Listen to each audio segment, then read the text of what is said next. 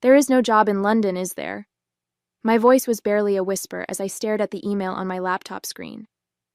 Messages between Daniel and someone named Kate filled my vision, laying bare months of calculated deception. It was all just a lie. My husband didn't answer. He stood in our empty living room, empty because we had sold everything for this supposed fresh start, and his silence said more than words ever could. My name is Celine Harris, and until this moment, I thought I was preparing for an exciting new chapter in Minneapolis. As a financial analyst at Parker & Reed, I had built a solid career over the past decade. But when Daniel came home 3 months ago bursting with news about an incredible opportunity in London, I didn't hesitate to support him. That's what partners do, right? They believe in each other. I sold our house, the first home I had ever owned. I donated furniture that I had carefully chosen piece by piece. I even sold my grandmother's antique mirror, the only thing I had left of her, because Daniel insisted we needed to travel light. Now I understood why he had pushed so hard for me to liquidate everything. How long? I asked, my voice steadier now as anger began to replace shock. How long have you been planning this with her? Daniel shifted uncomfortably, his eyes darting toward his packed suitcase by the door. Celine, How long? 8 months, he finally admitted. Kate and it just happened, and then the plan just sort of evolved, like it was some natural progression to systematically destroy your wife's life. I felt sick thinking about how methodically they must have planned this, waiting until I had sold everything, converted all our assets to cash, stripped away every safety net I had built. The money's already gone, isn't it? I asked, though I already knew the answer. I'm a financial analyst. I should have seen the signs. But love makes you blind, and I had trusted him completely.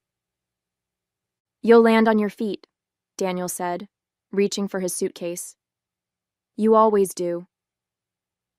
As he walked toward the door, I felt something shift inside me. He was right about one thing. I always landed on my feet, and this time would be no different. As the door clicked shut behind him, I opened my laptop and began to type. Daniel had no idea who he was dealing with. Daniel and I met 6 years ago during a financial technology conference in Minneapolis. I remember being impressed by his drive and ambition. He was working for a smaller firm but had big dreams of making it to the top. What I didn't realize then was that his ambition would eventually consume everything, including our marriage. Looking back, I can see the warning signs I chose to ignore. Like how he always seemed to take more than he gave. When we first got married, I had just received a significant promotion at Parker & Reed. Instead of celebrating my success, Daniel convinced me to use my bonus to help him start his own consulting business. It's an investment in our future, he'd said. I believed him. That was my first mistake, but far from my last. For years, I supported his ventures, both financially and emotionally. When his first business failed, I worked overtime to keep us afloat. When he wanted to try again, I took out a loan against my 401k to fund it. Each time he swore things would be different. Each time, I believed him. My cousin Nina tried to warn me last year. Celine, she'd said during one of our coffee dates, don't you think it's strange that Daniel never wants you involved in his business decisions? You're literally a financial analyst.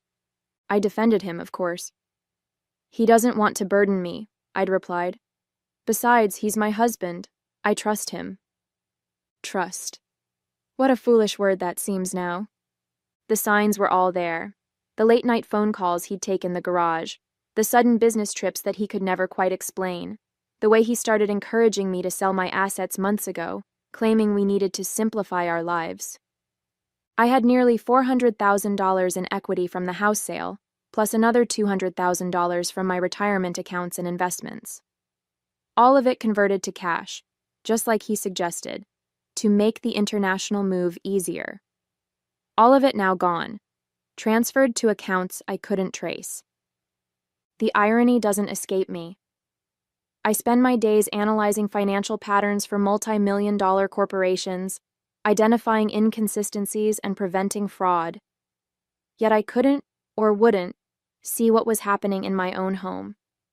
But as I sat there in our empty rental house, surrounded by nothing but packed boxes and broken dreams, something inside me hardened. I might have been blind before, but my eyes were wide open now. And what I was about to do would make Daniel wish he'd never underestimated me. My hands trembled as I dug deeper into Daniel's email history. Each message revealed another layer of their scheme. Kate wasn't just Daniel's mistress. She was a former client who'd helped him orchestrate everything. They'd been planning their escape for months, carefully manipulating me into liquidating all our assets. The wife suspects nothing. Daniel had written to her 6 weeks ago. She's too busy planning our imaginary life in London to notice anything else. Almost makes me feel bad for her. Almost. The casualness of that word made my stomach turn. I printed everything, my analyst's mind kicking into gear. Their messages painted a clear picture. While I was selling our house and dissolving my life in Minneapolis, they were setting up their new one in Austin. They'd already bought a house there, using my money, of course. The deed was in Kate's name, dated just 3 days ago. My phone buzzed. A text from Daniel. "I'm sorry it ended this way. I've left signed divorce papers with my lawyer. It's better for both of us to make this quick and clean." Quick and clean, like ripping off a Band-Aid. Except he'd taken everything, leaving me with nothing but packed boxes and an empty rental house I couldn't afford. I called Parker and Reed, my hands shaking. Linda, my boss, answered on the second ring. "I need help," I said, my voice cracking. "I can't come to London next month for the client meeting because there is no London." The whole story spilled out. There was a long pause before Linda spoke. "Celine, I need you to listen carefully. What Daniel and his accomplice have done isn't just morally wrong. It's criminal fraud. You need to call the police right now. Then call your bank. I'm texting you the number of a good lawyer. Use it. And Celine, your job is secure. Take whatever time you need." I felt the first tears roll down my cheeks. Not from sadness, but from relief at having at least one anchor in my life. The next few hours passed in a blur of phone calls. Police, banks, lawyer. Each conversation hammered home the magnitude of what Daniel had done. But it was a call from my bank that finally broke me. "Mrs. Harris, I'm afraid the majority of the transfers were authorized by you," the fraud representative said gently. "Since you willingly converted and moved the assets, there's very little we can do." I hung up and looked around the empty house. Empty because I had deliberately stripped it bare for our fresh start. In the fading afternoon light, I caught my reflection in the window. I barely recognized myself. But as I stared at my reflection, something shifted in my eyes. I was a financial analyst who specialized in tracking money trails. I had contacts, skills, and knowledge that Daniel knew nothing about. He thought he had broken me, but he had just made the biggest mistake of his life. I spent the next week working from my cousin Nina's guest room, converting it into what looked like a detective's office. Every wall was covered with printouts, bank statements, property records, email trails. Each night I stayed up late, following the money trail Daniel had left behind. "You need to sleep," Nina said, bringing me coffee one morning. She looked at the dark circles under my eyes with concern. "You can't keep going like this." "I can't sleep," I replied, scrolling through another bank statement. "Not while they're living it up with my money in Austin." I'd already traced the largest transfer, $380,000 that had moved through 3 different banks before landing in an account in Kate's name. That money had bought their house, a fact that made my blood boil.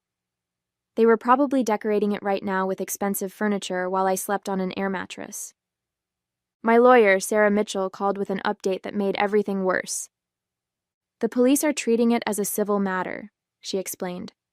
"Since you authorized the transfers, and there's evidence you knew about the accounts." "Because he told me they were for our move," I interrupted. "For our supposed new life in London." "I understand," Sarah said patiently, "but proving fraud will be difficult. These cases often come down to he said, she said, and the paper trail shows your consent." I hung up feeling defeated. That evening, I made my first mistake. I called Daniel. "You won't get away with this," I said when he answered. He chuckled, actually chuckled. "Get away with what? You signed everything over willingly. Check the paperwork, Celine. You're the financial expert, after all." "I'll fight this," I warned. "I'll take you to court." "With what money?" His voice was calm, confident. "Face it, Celine. It's over. Move on." After he hung up, I did something I hadn't allowed myself to do yet. I broke down completely. All the stress, anger, and humiliation came pouring out. Nina found me sitting on the floor, surrounded by papers, sobbing. "I've lost everything," I whispered. "My home, my savings, my retirement. Everything I worked for is just gone." Nina sat down beside me, picking up one of the bank statements. "Not everything," she said firmly. "You still have your skills, your intelligence, and you have me." She was right about one thing. I still had my skills. And as I wiped my eyes, an idea started forming. Daniel had manipulated me personally, but professionally, I was still at the top of my game.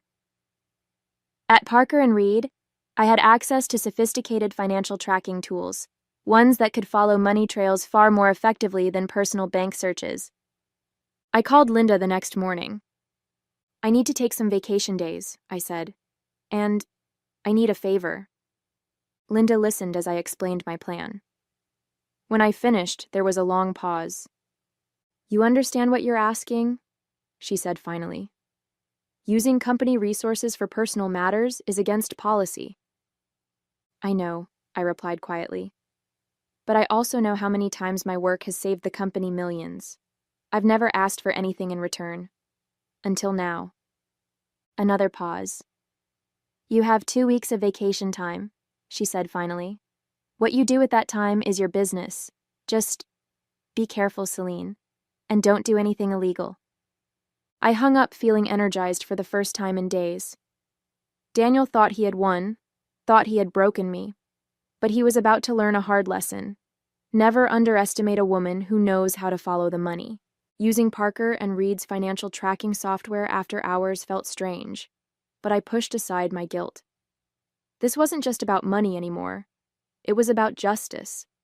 The programs I used daily to trace corporate fraud patterns started revealing something unexpected about Daniel and Kate's scheme. "They got sloppy," I told Nina over breakfast. "They thought they covered their tracks, but they made rookie mistakes." "What kind of mistakes?" she asked, leaning forward. "Kate's been moving money between accounts, trying to hide the trail. But she's using a pattern, transferring funds every 3 days, always in specific amounts. The software picked up on it immediately." But that wasn't the biggest revelation. As I dug deeper, I discovered something that made my heart race. Daniel and Kate had been running a small-scale Ponzi scheme through his consulting business. They'd defrauded at least 6 other people before targeting me. I found my hands shaking as I read through the evidence. Names, dates, amounts. It was all there. They'd used their charm to convince people to invest, show them fake returns for a few months, then disappear with the money. I wasn't their first victim. I was just their biggest score yet. I called Sarah immediately. "This changes everything," she said after I explained. "We're no longer looking at a divorce dispute. We're looking at wire fraud and investment fraud. This is federal territory now." But I wasn't ready to go to the authorities yet. I needed more proof, and I had another card to play first. I reached out to Marcus, an old college friend who now worked at the bank where Kate had opened her newest account. Over coffee, I laid out what I'd found. "Jesus, Celine," he said, reviewing the documents. "This is serious stuff." "I know," I replied. "That's why I need your help." What happened next was like watching dominoes fall. Marcus flagged Kate's account for suspicious activity.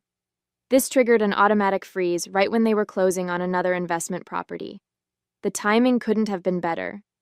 Within hours, my phone lit up with a text from an unknown number. "What did you do?" It was Kate, showing her first sign of panic. I didn't respond. Instead, I forwarded all my evidence to the other victims I'd identified. One by one, they started coming forward, each with their own story of betrayal. Linda called me that evening. "Celine, we've been contacted by the FBI about some irregular transactions you've flagged in our system." I took a deep breath.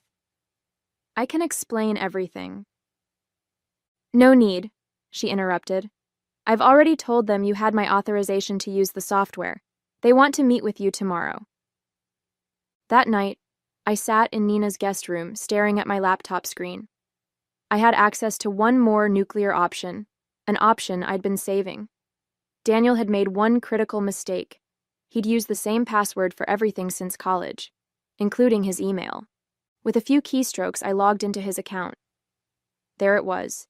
Every conversation with Kate, every plan they'd made, every lie they'd told. I downloaded everything, my finger hovering over the forward button. With one click, I could send it all to his entire professional network. I thought about how he'd laughed on the phone, so confident in his victory. The old Celine might have hesitated, might have shown mercy. But I wasn't the old Celine anymore. I clicked send. The response was immediate and devastating. Within hours of sending those emails, Daniel's professional world imploded. His clients, colleagues, and business partners all received documented proof of his fraud scheme. His phone must have been exploding with messages because he finally broke his silence. "You've ruined me," he texted. "Are you happy now?" I stared at his message, feeling nothing but cold determination. "No, Daniel, I'm just getting started." The FBI meeting the next morning was intense. I sat in a sterile conference room with two agents, methodically walking them through everything I'd uncovered. They seemed particularly interested in the pattern of fraud against multiple victims. "Mrs. Harris," Agent Roberts said, "what you've uncovered here isn't just one isolated incident. This appears to be a sophisticated criminal enterprise." I handed them my final piece of evidence, a detailed spreadsheet tracking every transaction, every victim, every dollar. "They thought they could hide their trail," I explained. "But money always leaves footprints if you know where to look." That's when things took an unexpected turn. Agent Roberts slid a document across the table. "We've been watching Ms. Catherine Bennett, Kate, for the past year. She's been involved in similar schemes in 3 other states." My heart stopped. "What?" "She's a professional con artist, Mrs. Harris. And it seems your husband was not just her accomplice. He may have been her mark, too." I felt the room spin slightly. The agent's words hit me like a physical blow. Could Daniel have been played as well? Had Kate manipulated him the same way they'd manipulated me? But before I could process this revelation, my phone buzzed with an urgent message from Marcus. "Kate's trying to empty the frozen accounts. She's at the bank right now, making a scene." I excused myself and called Marcus immediately. "She's threatening legal action," he explained. "Says she'll sue the bank for wrongful account freezing. She's got a lawyer with her."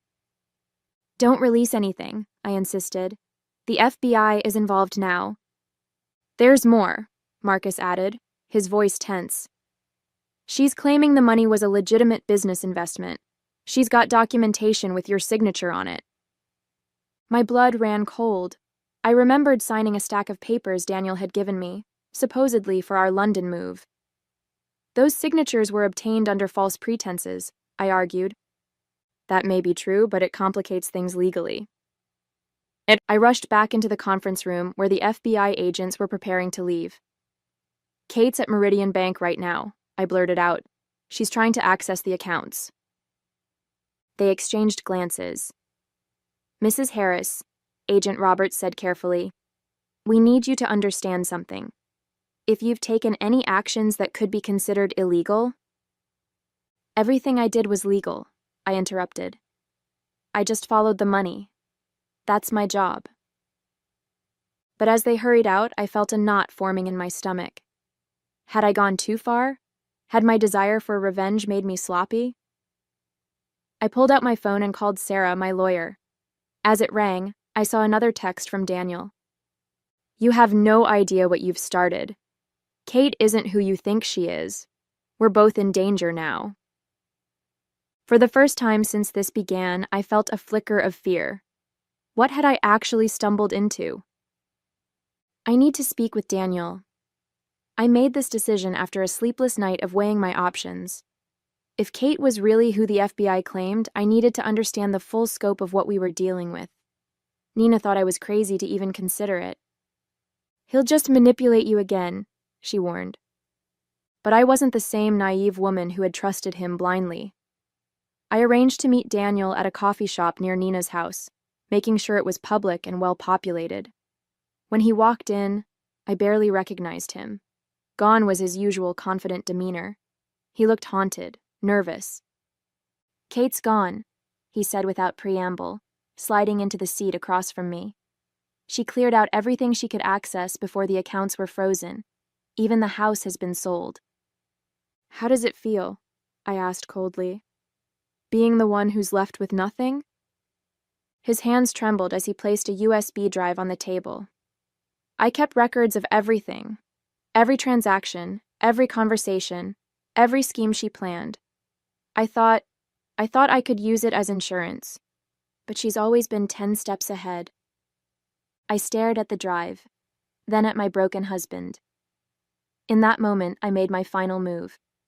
I pulled out my phone and dialed Agent Roberts while Daniel watched, his face draining of color.